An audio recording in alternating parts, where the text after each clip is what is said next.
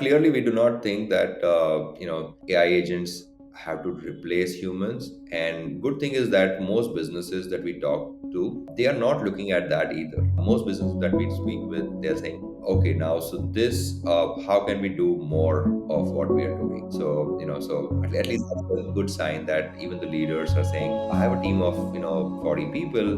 We are This is our throughput, and the first thing is that can we increase the throughput? Because I'm not interested in necessarily kind of cutting the cost out. I want to kind of grow the business. Hi, my name is Demetri Panici, and I'm a content creator, agency owner, and AI enthusiast. You're listening to the AI Agents Podcast, brought to you by Jotform, and featuring our very own CEO and founder, Dikshant Dave. This is the show where artificial intelligence meets innovation, productivity, and the tools shaping the future of work. Enjoy the show.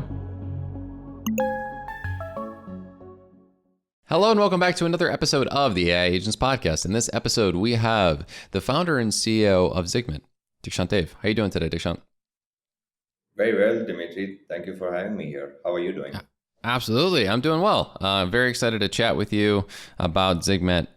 Very cool product. It seems like, I like the tagline on the top of your website. It says, engage every customer and automate each workflow. That's exactly what every person with a business wants to do. So I feel like... And as well at the top, it does say that you guys are, doing agentic customer journey automation, which kind of spells that out a little bit more clear. But to hear it from you directly, I'd love to hear two things. One, how did you get into the world of AI? And then we'll go from there. Sure. Okay. I with my previous startup, which folded in 2022-ish, 2021 end, and the COVID, it was due to COVID. And I took a sabbatical and I decided, okay, I'm going to kind of just, cool my heels, figure out, get my bearings, in. And by the time I started thinking that I want to do something, it was, the AI era had begun. So ChatGPT was, just about launching, and so my co-founder Karma and I, we had been kind of trying out, thinking about the problems and stuff, and there was a specific problem that we had in mind, and it just coincided that we had OpenAI had launched ChatGPT, and that kind of changed and gave it a lot of perspective that okay, there is now elegant way of building a solution that we were thinking of solving. Okay, very cool. And you are somebody who started your company in 2023. Is that correct? Fairly recently. That's right. Yes. Yeah. Okay. And you see a lot of so-called rappers in the space and whatnot, but you specifically built out this AI agentic customer journey platform. What was the specific gap that you feel like you saw in the market where standard chatbots were kind of failing? And what was that light bulb moment where you realized the tech had finally matured enough to move from chat to where you're at? Yeah, I think a great question, and this has been I would say that this has not been a light bulb moment. It is more of a kind of Slow burn. learning throughout. Yeah, exactly. And so while we started at, we wanted to figure out what can we, so I'll kind of tell you about the problem that we had in mind. In my previous startup, we were doing supplements, health supplements, and for the US market, and we built a pretty elegant algorithm, and it was all online. We were not converting enough. We were not converting to the extent we would like to do. And although people were kind of taking this 28 question, test, we kind of had a completion rates of 71, percentage on this test, and yet, very poor conversions. And, that made us kind of, again, the founder hustle. We started kind of calling up these people, emailing them. And as it would happen that 8 out of 10 of these customers would kind of convert once we had a kind of you know engaged with them, asked them what was it that was blocking them. And the thing was that everyone had a very different reason to kind of not go with with the purchase, although they were pretty interested in the solution, or the problem was kind of connecting with them. But there were a few things that were not, they were not getting answers for. And we tried kind of doing a lot of these things, solving through the online FAQs and stuff, but it just did not. It probably we kind of figured that it required a consultation, and then consultation at a highest level. We also tried solving it by putting a small call center, but that did not solve. And we figured that, okay, maybe our level of conviction, the founder level of conviction, or a very high level expertise was required to solve that problem. uh, Fast forward 3-4 years ahead, this problem had stayed that, oh, I wish I could replicate myself, and have engage with these customers or prospects and possibly convert. So we started as, Zigment started as, okay, let's solve this problem. Can we build sales agents which had like this whole angle of persuasion? So not just support. And then, primary difference, and as I educated myself, that in support, it's the customer who leads the conversation. If it's sales, then the salesperson kind of, leads the conversation. And that's like a pretty fundamental difference in how conversation flow in support versus sales. And we were focused that, okay, we are building a sales agent. So while we started as conversational sales AI, uh, we figured that the problems did not end there. This whole solution had to fit into a much larger tech stack, within the marketing or a kind of a growth organization. And we would often kind of hear that, okay, this is working fine, but I mean, it needs to kind of be fully integrated with our CRM, and then it kind of needs to kind of send this information to our CDP, or kind of different pieces of tech stack that they would have, a drip email and stuff. And as it happened, we just kept solving these problems. So we kind of figured that it's not a silo, software. It needs to be more of a platform, or like, something that integrates into the, a system that a business has. And that that was a journey from a conversational chat agent to, a journey platform. So sorry about the long-winded answer for your rather Oh no, simple. that's totally okay. No, that's okay. You're fine. Don't worry about that. That was some good context, and I definitely think it was. It's fair to say like things don't always come as light bulbs. So that was a pretty good talk track you had there.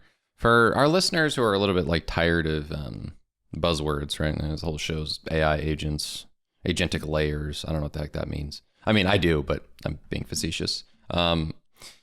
Can you explain in plain English like the difference between a standard conversational bot and the agents that you were building? If you have, like, obviously you're going to have these conversations with people that you sell, so something to that effect. Yeah, I mean, very fundamental question. In simplest word, I would say, the difference is autonomy. So our conventional chatbots versus the new AI agents that we talk about is autonomy. Now, what does autonomy mean? I think is where that piece of software, which we call, the AI or the agent, can make decisions that you have not necessarily kind of scripted or tested for. So, basis like, if we have a sales, person who we hired, and we give, that person all the material, about the business and the products and stuff, and we kind of said, okay, this is what this our general script is. Now go and sell. And every customer is going to be different, but you're not going to train them for very specific type of customer. You're just going to rely on, here is our information, here are some basic, guardrails, and just now go and sell. uh, that's the autonomy, right? So you give an autonomy to that, agent or sales executive. Now, in the previous version of our chatbots, this was not the case. There was no autonomy. They had to be scripted, and they were like decision trees. That, okay, give them, like, ask them this question, and then if they say this, then kind of this is your tree, branch that you're going to follow. If they say no, then kind of follow this path, and then the whole decision kind of in a tree continues, where you are deciding what that conversation, how the conversation would flow. The problem with that, I mean, and we all are aware of that, that the experience, terribly, it was just terrible, right? And there was people would kind of not, uh, would not want to engage with these chatbots and couldn't wait for a human to kind of be at the other end. It Yeah. was primarily because it was such a scripted thing. It was you did not, like, customer could not kind of decide how he or she wanted to kind of get the questions answered. It was the chat script.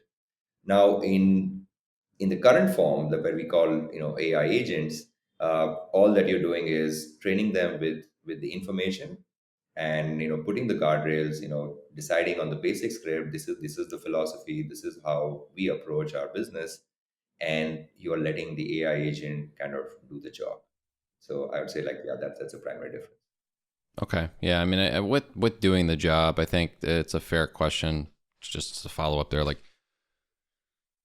where do you think these agents kind of really can sit in the stack of quote a team, right? Because maybe some people are going to think that it's not necessarily possible for them to do real teamwork.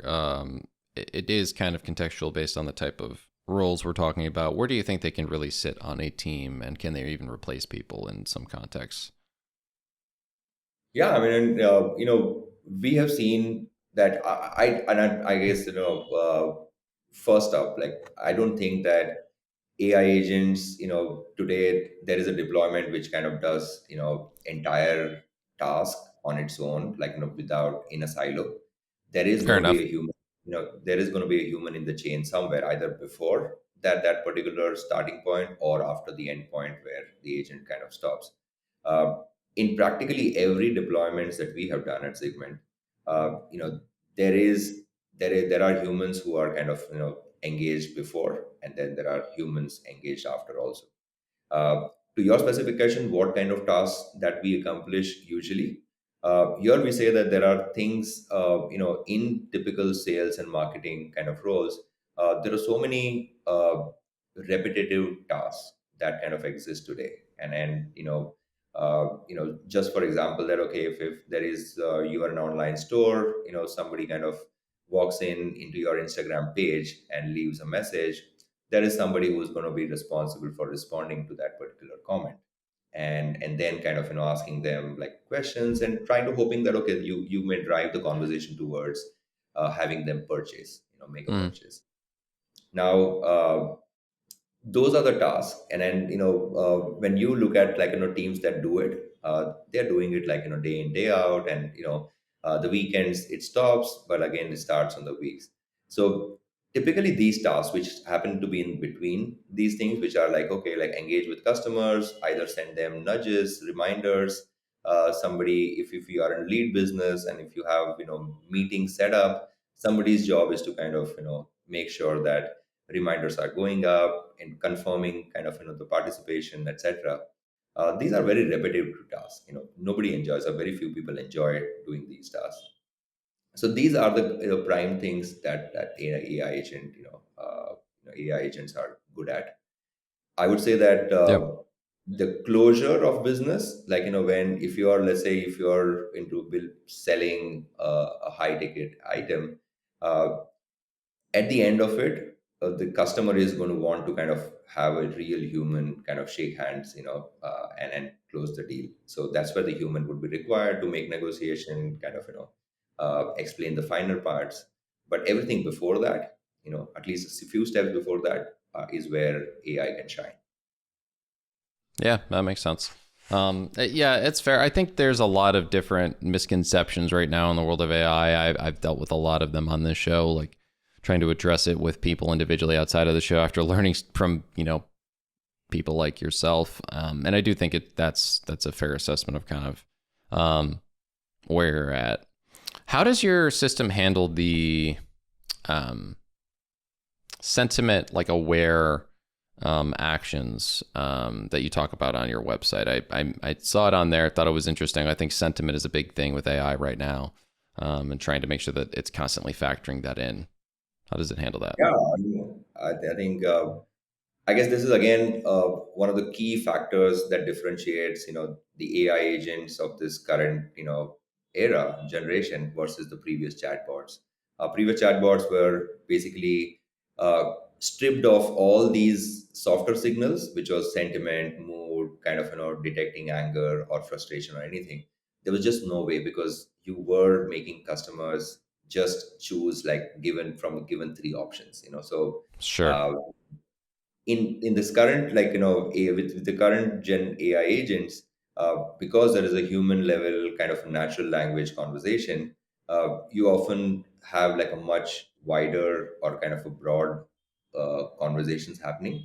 There could be stuff that people talk about that you would not have imagined, that or not have thought about when you're designing the AI agent.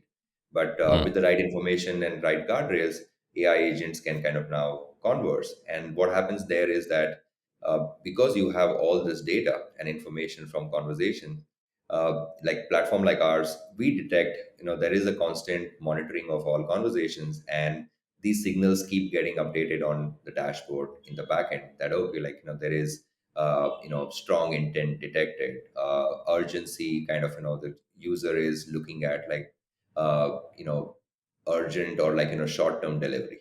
So somebody asking that, hey, like I know this is like last moment, but can I get package before the Labor Day, for example.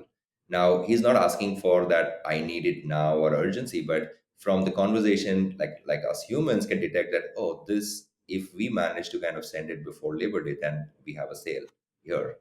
So these signals kind of get updated in the dashboard behind. We are able to do this because all the conversations are now kind of tracked and analyzed, and AI is kind of is monitoring the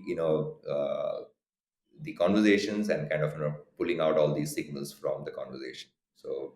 So that's, and so the sentiment, mood, urgency are all part of these signals.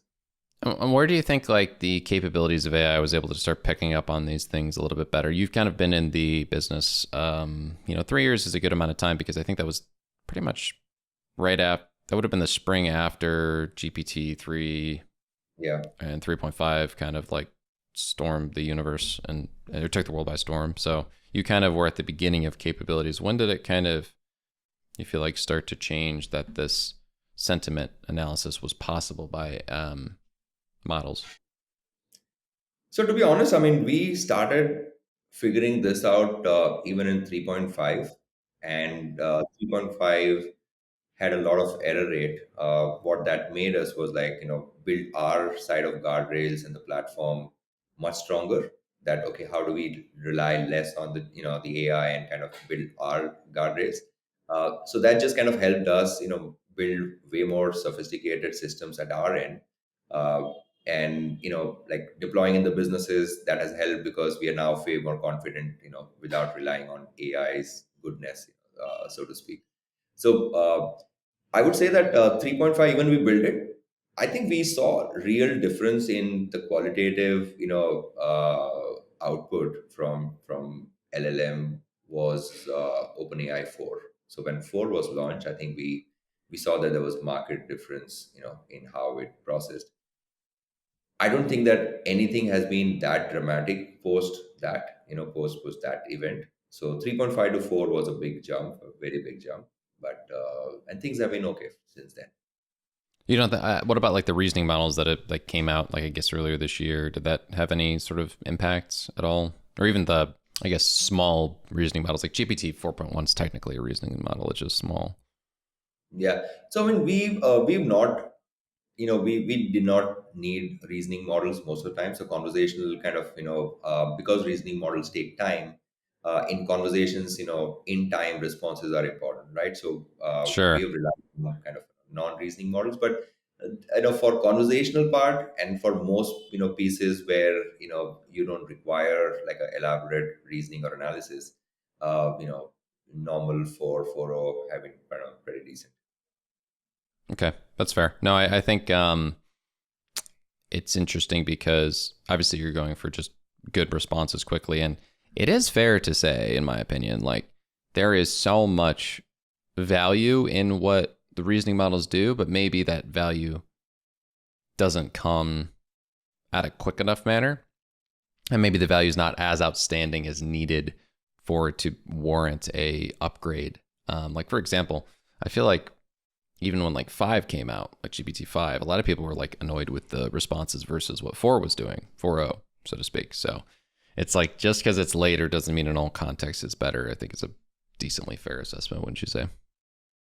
Yeah, yeah, I agree, and I think there have been times when we used the reasoning model, like one deployment where we required, during conversation, that the customers would send a document, and that had to be analyzed, bit, and for that we used the reasoning model, for analysis of that document that the user who sent, and we had a liberty to kind of uh, tell that user that, okay, give me a moment, I'll kind of let me analyze, right? So it's a clearly a break in conversation, and we could do that.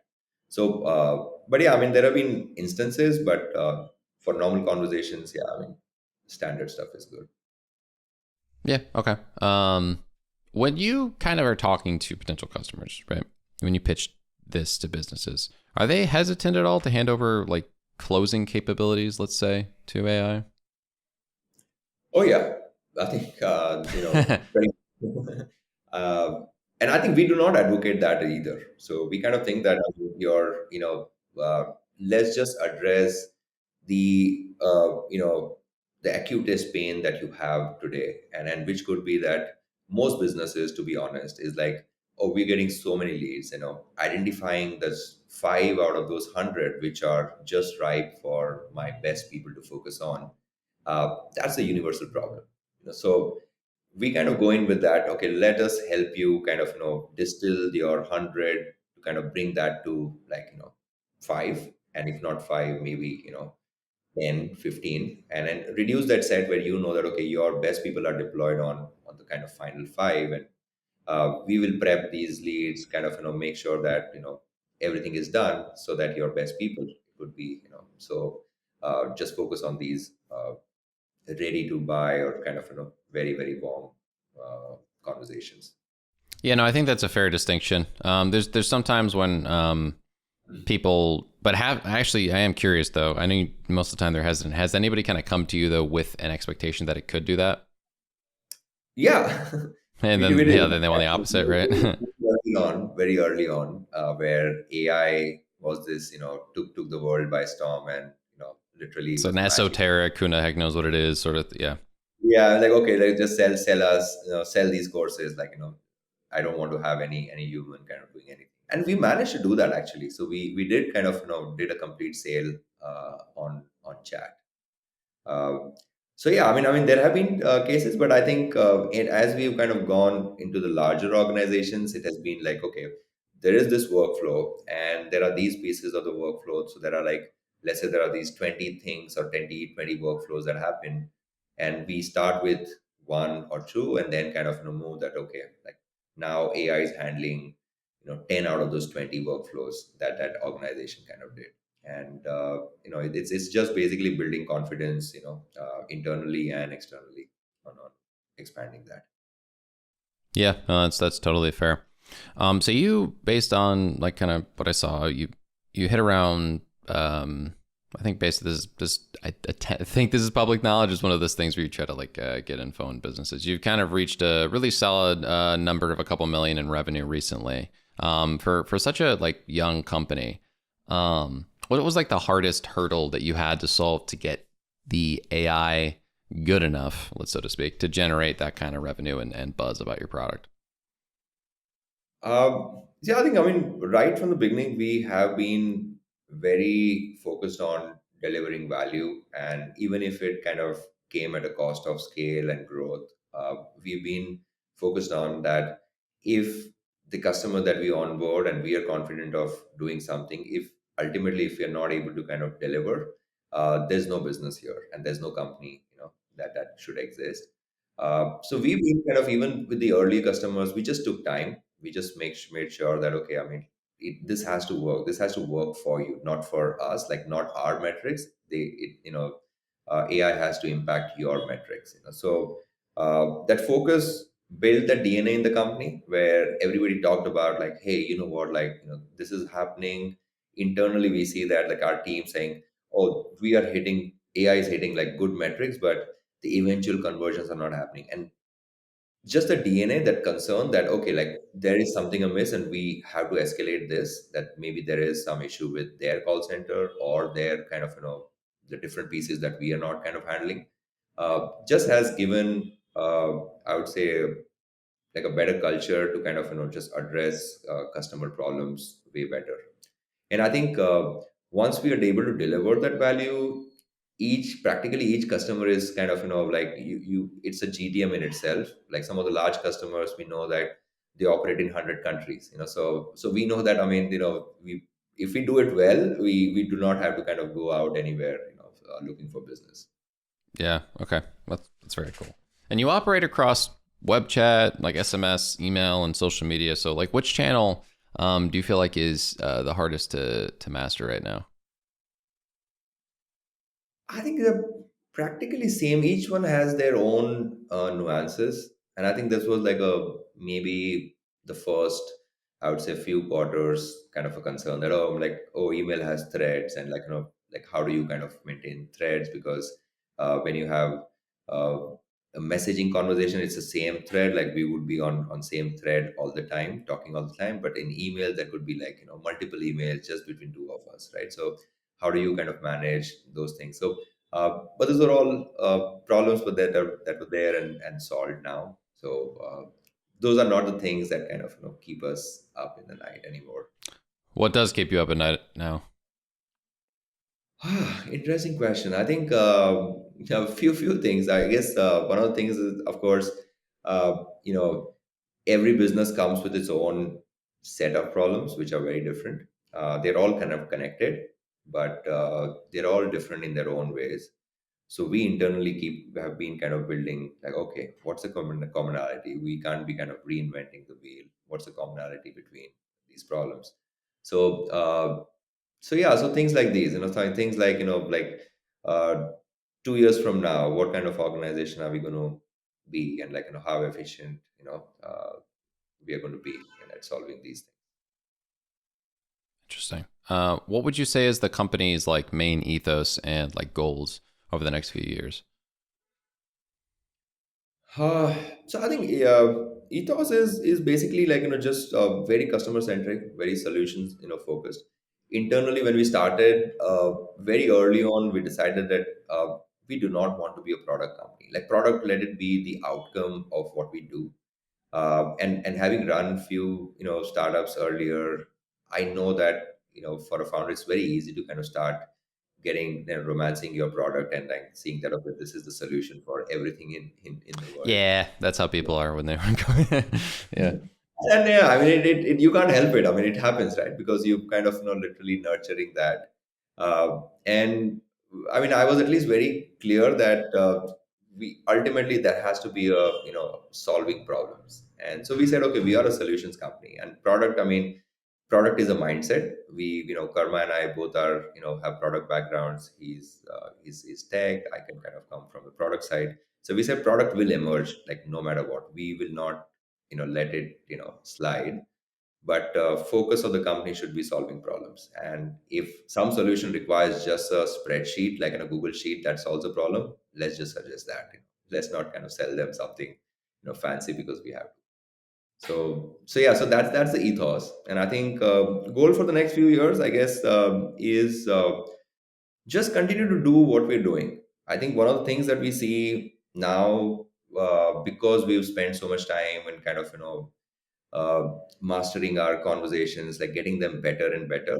And we kind of felt earlier when there were combinations that, oh, there are so many agentic, like chatbot players today. Like there are so many conversational agents, more than Sure. you can Yeah. count.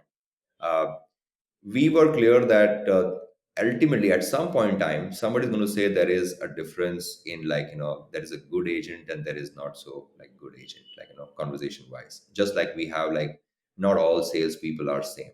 There are some people who you would like make you eat out of their hand, and then there are some people who you would avoid or kind of be indifferent to. So we kind of knew that there has to be this conversational part is going to come in, and that is now starting to show. So one of the things that we kind of go to a lot of customers when we demo, a lot of them say that, yeah, I mean, this we've not seen this quality, whether it's voice, whether it's chat.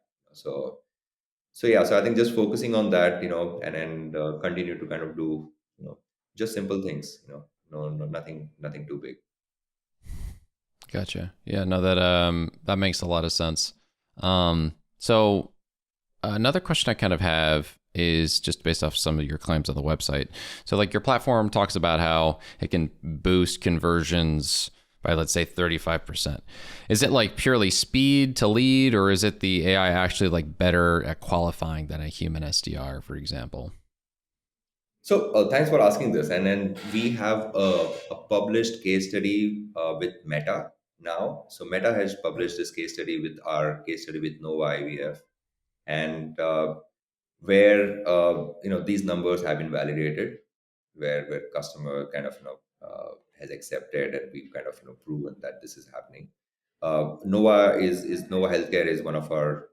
We started with them as a pilot, and it's now more than a year now that we are running with them. It's a full blown commercial project with them, and we've delivered this. So to answer your question, these conversions are actually end conversions. So they have a parallel system where Zigment is not a part of it. They're running the same kind of the ad campaigns, and then they have their human team kind of doing what they were doing, and then there is Zigment. And month on month there has been like market difference that we are at about between 35 to 40% better conversions, and better conversions not just at kind of conversational level, but even at kind of the end conversion, like really like money conversion. So we've kind of been able to do that. And I think that comes from something that I said earlier, that just our focus on like, let's make sure that like this delivers value, and we know it delivers. We got to kind of just be at it. Yeah, no, that makes a lot of sense. Kind of just furthering this a little bit more, what are some of the other kind of like case studies that you've done, or any other examples that you could give us so we can get some more color on how you've helped specific companies? Yeah, so Bajaj Auto is another customer. We are doing, we started with them on Spain, Spain market, and their similar numbers are showing up. It's been like what, 2 months or maybe a little over 2 months now, and our metrics are right now at least 23% better than what they were doing earlier, or through other channels. So that's happening. We have many customers. So we are live with company called Scriptbox, where we kind of have delivered again the whole better journey experience, that converge, nurturing, converting, closing, even closing in some cases. We are market difference where they've accepted, yeah, this is definitely much better, to a tune of like 25-30%. There was another company where we had again a case study kind of printed out. This company was an online stockbroking firm, and yeah, and then we were kind of converting. And they had a problem of their onboarding was like so financial onboarding is a little complicated, and especially in India where there are many checks and balances that happen. There's KYC, and then there's you have to kind of attach your government ID, and that kind of goes for verification. It's a pretty long drawn and like multiple steps, almost like 9 steps that you take. They had a problem that the customers, even after kind of agreeing to kind of downloading their app, only 10% of customers were actually completing the entire verification. And then with us, that number was 24%. So yeah, so like we more than doubled their conversion. So yeah, many cases like these, and as I said, I mean, again, like we've relied on our ability that it has to make a business impact. If we don't, then probably either we are not fit, or maybe the business is not ready, and like we should kind of take that cognizance into cognizance. No, that's a fair. I think you should. That makes sense. Kind of moving forward with this a little bit. I just don't want to talk about the market in general. I know we kind of talk generally about like how you guys can do from an agent standpoint and how much it can replace stuff, right? Where do you think AI agents are heading in the next 12, 24 months from a capability standpoint? My honest opinion is that we've kind of reached a plateau of the inherent ability of, like, the LLMs.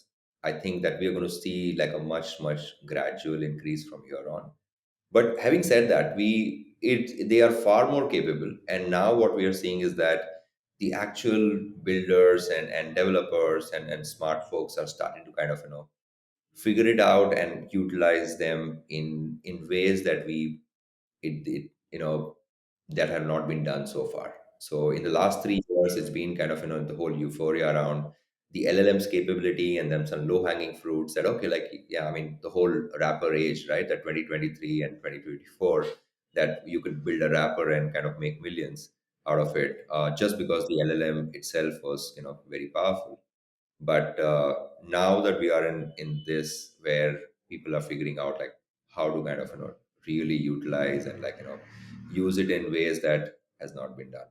So so I would say that, yeah, I mean, for 24 months we might see a lot of little bit things here and there, but I think as is today, like five and kind of the newest Claude and everything, they are like, they're great. I think they're far more smart and stuff. What do you think about the kind of the MCP trend that's going on? The Yeah, capabilities, I I should think say. we kind of internally we are bullish that, I guess, we are going to be in that age of like where there is going to be interoperability is going to be quite fundamental, quite crucial. We will see the adoption has been on and off. I think I would still say that people, like, we are still in the age where businesses need a proof that this is going to make an impact, and that's why it's like before even kind of doing any complex stuff, we the whole point is to kind of show at a business level that this on its own, or like some simple use cases, are working, like real value somewhere, and then you can think of like building out very complex stuff. So I would say like MCP is great, and then maybe even parallel kind of architectures will come up. There are some things with MCP they'll only get better with more people coming in. But I guess the real challenge is that tech is a small part of that problem. The bigger part is that our business is ready to kind of have this complex mesh of interoperating processes and real units in their business.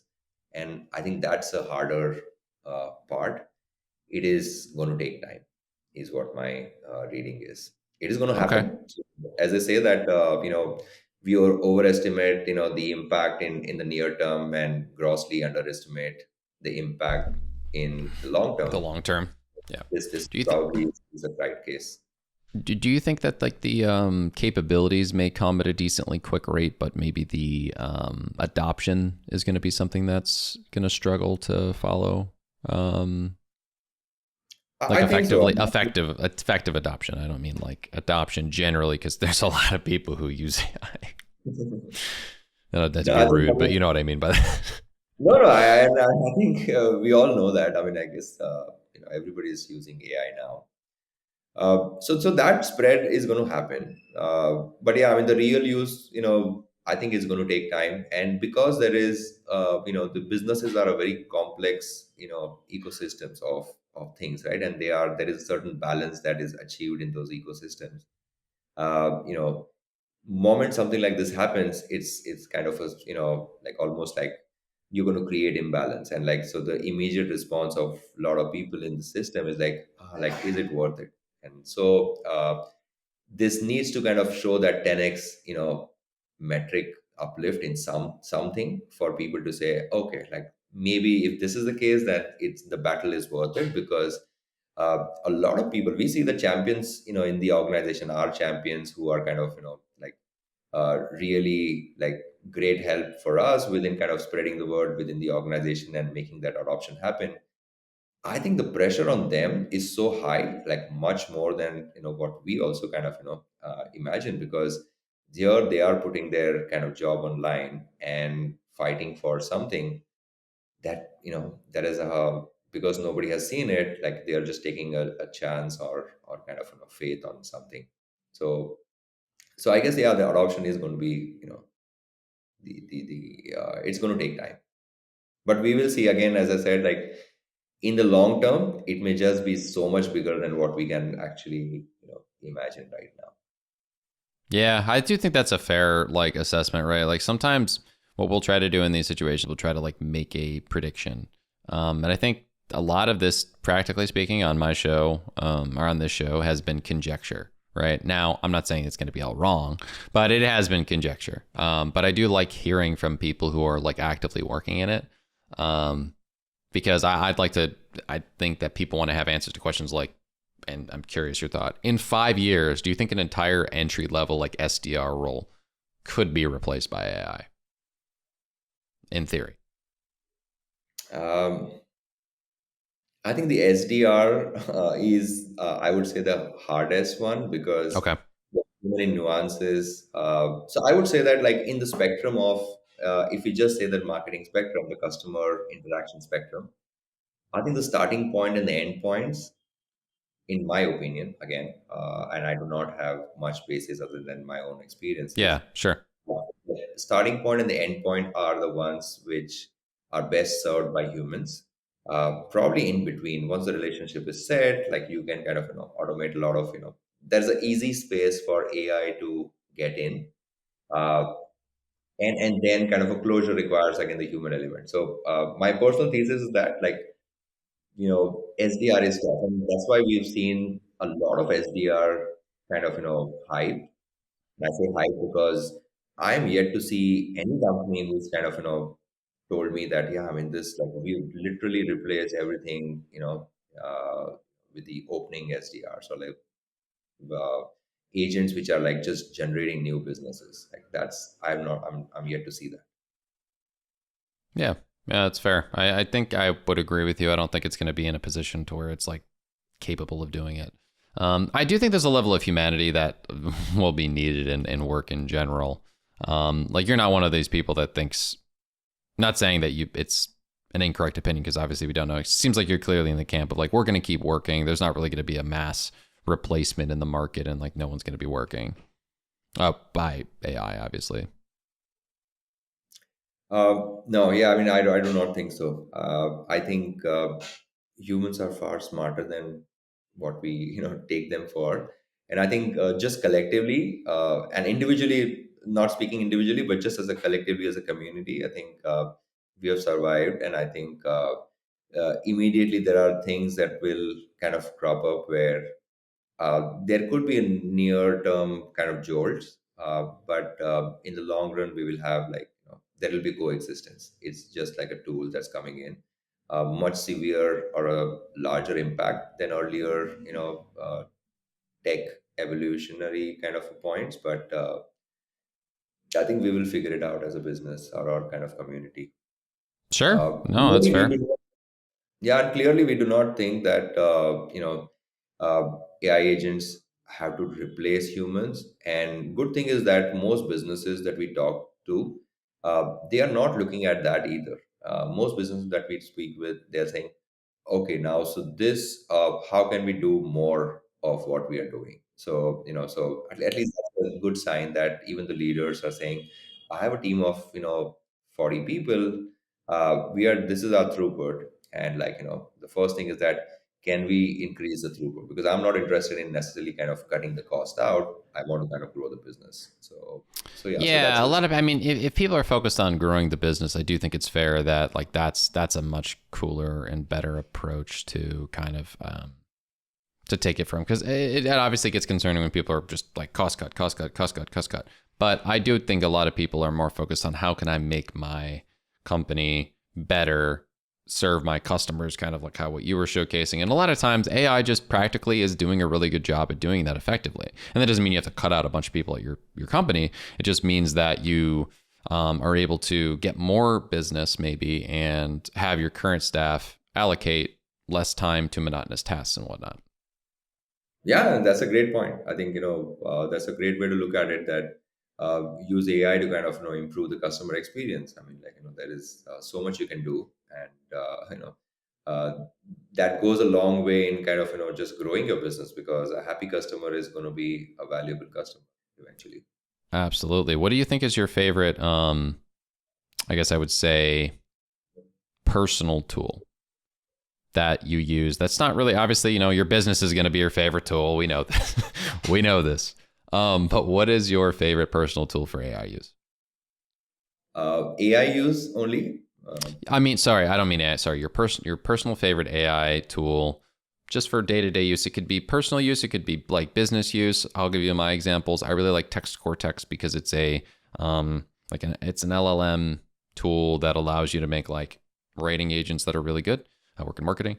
And I really like a tool called Crisp AI, which allows you to have the background noise get removed. And there is a slight audio delay, but it's an AI like analyze what's the problem and then fix it sort of thing. Okay, this keeps changing. So whatever it is there Next today. week it'll be different. We know, but that's okay. Yeah. So I think Lovable was one, a few months ago, and then I think I'm starting to kind of love Gemini much more. So Really? I'm kind of, Okay. yeah. I'm finding, and I was kind of advocating inside also that like this responses and like everything that I'm able to do with Gemini is so much better. And this is non coding stuff. But more analysis, like whether it's image creation, editing, just generally creating documents and stuff.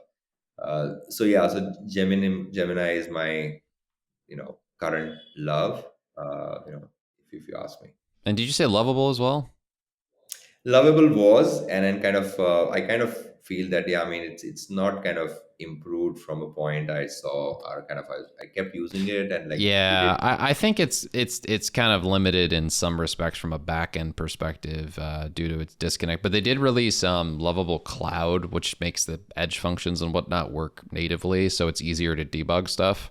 And then that also goes on top of it with as the models get better, I'm sure it'll get better. Like 4.5 Opus dropped yesterday, and I've been playing around with Lovable, and it's really good. Like Oh, really? like Okay. there's a lot less circular problems. Like when you're trying to fix it and try to fix it and try to fix it. I think between it having the edge functions and storage built into the platform rather than it shipping it to Supabase, I do think it's practically like doing a way better job. Plus that 4.5 upgrade was really good, but just for your own personal, if you want to check it out. Yeah, no, I will.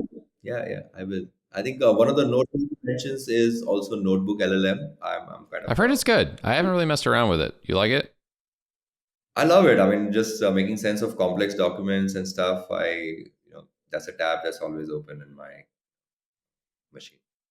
Absolutely. So with that being said, I did want to just ask one last question. Where can everybody go to find you? Tell me a little bit about, or tell them where your website is, and make sure that you plug as many things as possible before we end the show. Sure. Thank you for asking me. Our website is Zigment, Zigment.ai, and I am on LinkedIn. My name is Dikshant Dave. You can find me, or you can email me at dikshant@zigment.ai. That is DIKSHANT @zigment.ai. Um, I'm kind of saying a lot of things on LinkedIn, so that's the best place for to follow me or kind of connect. Well, I appreciate you for letting us know, and make sure everyone to check out him over on LinkedIn, and also check out everything that they are doing at Zigment AI. That is spelled ZIGMENT.ai. And if you like this episode, please, everyone, make sure to leave a like, comment, subscribe, do all those good things. And also please make sure to leave a review on Apple Podcasts and Spotify Podcasts, including you, Dikshant. It'll help out a lot with the algorithm and whatnot. So everyone, please thank you, all the words, and we'll see you in the next one.